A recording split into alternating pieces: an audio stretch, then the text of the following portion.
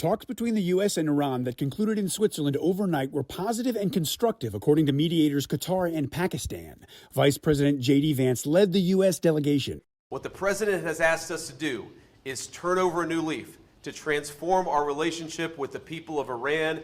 Iran's foreign minister said sanctions on Iranian oil were waived and some of its assets frozen abroad were released. There were some tense moments that stalled the talks after President Donald Trump made comments to Fox News threatening the Iranian delegation, angering Iran's top negotiator.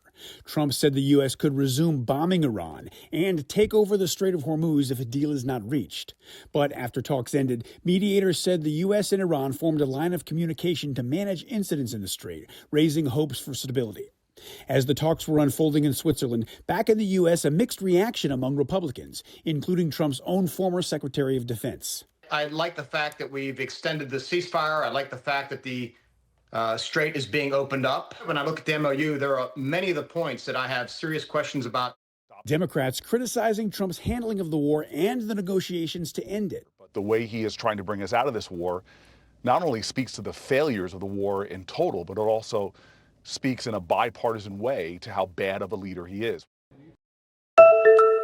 De acuerdo a informaciones del Centro de Operaciones de Emergencia, la extranjera fue asistida por brigadas del Sistema de Emergencia 911 y luego trasladada de urgencia al centro médico, donde finalmente expiró. Fallecimiento de una persona de origen italiano. Estamos esperando que el INACI, como organismo técnico científico que forma parte también del Centro de Operaciones de Emergencia, certifique causa de muerte. La persona no estaba en el lugar, sino que acudió por sus propios medios a un centro hospitalario y nosotros no tenemos entonces la certeza de muerte, es decir, la causa. El incendio sorprendió a huéspedes y empleados del hotel, obligando a abandonar las instalaciones turísticas. Se ha observado que el incendio se propagó con rapidez debido a la naturaleza de combustible de parte de la estructura de techo elaboradas con cana, así como las condiciones de viento presentes en el área, factores que habrían contribuido a la expansión de las llamas. Mediante un operativo coordinado por el Sistema de Emergencia 911, unidades del Cuerpo de Bomberos se presentaron al lugar para controlar la situación y evitar que las llamas se propaguen a otros negocios. Fueron evacuados aproximadamente 1.690 huéspedes del Hotel Viva Dominicus Beach, quienes han sido reubicados en hoteles cercanos y otras instalaciones habilitadas para garantizar su bienestar. La operación de respuesta incluyó maniobras de contención en los puntos más comprometidos, mientras se mantenía el perímetro de seguridad para garantizar la integridad de visitantes y empleados del hotel. Será en los próximos días que los técnicos del Centro de Operaciones de Emergencia evaluarán los daños y las causas del siniestro del Hotel Viva Dominicus acá en Valladolid. Contienda presidencial que mantuvo en expectativa al país hasta los últimos reportes de la registraduría terminó desatando celebraciones en diferentes regiones del territorio nacional. La victoria de Abelardo de la Espriella, según el preconteo en las elecciones presidenciales para el periodo 2026-2030, se hizo sentir en calles, plazas y balcones de varias ciudades del país. Se vive, se siente el tigre presidente.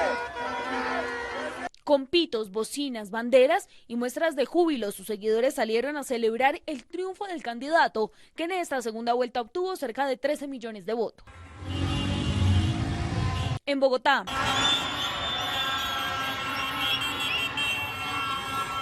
Medellín, Bucaramanga, Barranquilla, Cali.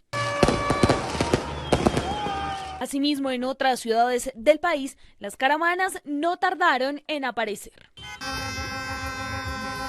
Miles de personas recorrieron las vías con banderas, globos, bubucelas y acompañados de familiares y amigos para celebrar los resultados de la jornada electoral.